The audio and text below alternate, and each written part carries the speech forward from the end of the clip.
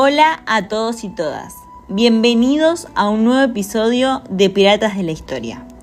Hoy nos sumergiremos literalmente en uno de los temas más fascinantes de la historia, el Mediterráneo como espacio histórico. Y para guiarnos, nada mejor que las ideas del gran historiador Fernand Braudel. Hola Kiara y hola a quienes nos escuchan. Sí, hoy nos adentramos en el Mediterráneo, pero no como turistas, sino como historiadores. Vamos a hablar del mar como eje de vida, de comercio y de culturas. Todo desde la mirada de Braudel y su enfoque de la longue durée. Y nada mejor como introducción que citar una de sus frases textualmente. ¿Qué es el Mediterráneo? 1000 cosas a la vez. No un paisaje, sino innumerables paisajes. No un mar, sino una sucesión de mares. No una civilización, sino civilizaciones amontonadas unas sobre otras. Nico, empecemos por lo importante. Braudel propone una mirada distinta al tiempo histórico, ¿no? Exactamente. Él distingue 3 niveles. El tiempo corto, que es el de los acontecimientos, el medio de las estructuras sociales y económicas, y el largo, que es la famosa longue durée. Es este último el que le interesa para entender procesos que perduran durante siglos, como los que se dan en torno al Mediterráneo. Aunque vos, Kiara, podés adentrarte más específicamente en lo que es la longue durée. Está bien, el concepto de longue durée, si no mal recuerdo, es propuesto por la Escuela de los Anales y fue popularizado por Braudel. En el estudio del Mediterráneo medieval, la longue durée permite entender cómo factores como el clima, el relieve, los vientos, las corrientes marinas o las formas de vida tradicionales condicionan profundamente los procesos históricos. Exacto. Por ejemplo, el modelo de agricultura mediterránea, el uso del olivo o la dependencia del mar para el comercio y la pesca. Persisten durante siglos y estructuran la vida de las sociedades medievales, más allá de los cambios políticos inmediatos. Eso nos lleva directo a otro punto, la influencia de las características geográficas en la historia del Mediterráneo. Braudel lo describe como un mar de montañas, un lugar donde la fragmentación geográfica generó una enorme diversidad. Claro, no es lo mismo una costa escarpada en Grecia que una planicie en el norte de África, pero esa diversidad, en lugar de separar, generó contacto. Las rutas marítimas eran como autopistas, el mar, de cierta manera, unía. Siguiendo con el mar, ¿no te parece maravilloso cómo muestra el Mediterráneo como un gran mercado flotante? Totalmente, se muestra el Mediterráneo como una red de ciudades portuarias, rutas comerciales y centros de poder que giran en torno al mar. Además, durante la Edad Media, el Mediterráneo no fue una barrera, sino un punto de contacto.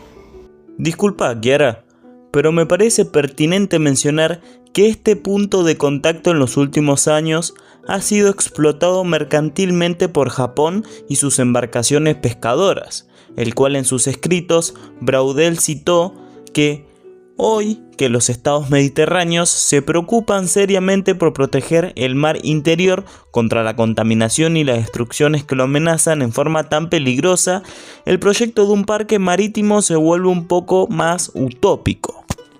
Continuando con lo que mencionás, esto se debió a que estas rutas marítimas conectaban varios lugares como pueden ser Europa, el Magreb y el Oriente Medio, donde hay un flujo constante de barcos comerciantes y población, entre otras cosas.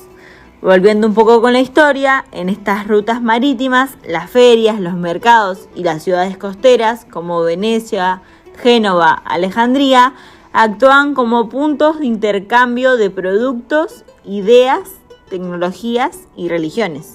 Y no solo punto de bienes materiales, también hubo un intercambio de saberes. Por ejemplo, los textos griegos llegaron a Europa gracias al contacto con el Islam. Es más, el mar era tanto una vía de comercio como una red cultural. Braudel muestra cómo esa vida marítima sostenía un sistema económico que sobrevivía incluso a los cambios políticos y religiosos. Sin embargo, a pesar de mencionar el comercio de estas rutas marítimas, el mar Mediterráneo no se destacó históricamente por su abundancia pesquera, sino por lo que mencionas vos, su función como vía de transporte y comunicación. Braudel, en una parte, mencionó textualmente: la pesca del atún sigue siendo una gran aventura en la que participa toda una población local. Pero la excepción hace la regla. El Mediterráneo líquido es pobre. Su pesca total representa apenas 1/3 de la pesca noruega por sí sola. No solo era pobre en pesca, sino que uno de los defectos que sufre también es que tenía horizontes muy limitados, con costas cercanas, muchos puertos y condiciones meteorológicas muy predecibles. Navegar más allá de lo conocido daba miedo, era algo casi místico.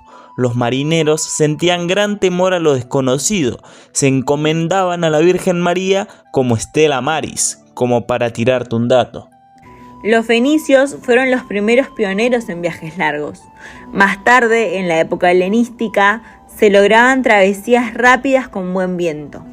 Desde el siglo XVI, los viajes aumentaron y se diversificaron, aunque muchos aún evitaban las aguas abiertas. ¡Qué buen dato que tiraste! Además, el mar también fue visto como un espacio estratégico para el poder. O sea, quien lo domina controla el comercio y las rutas.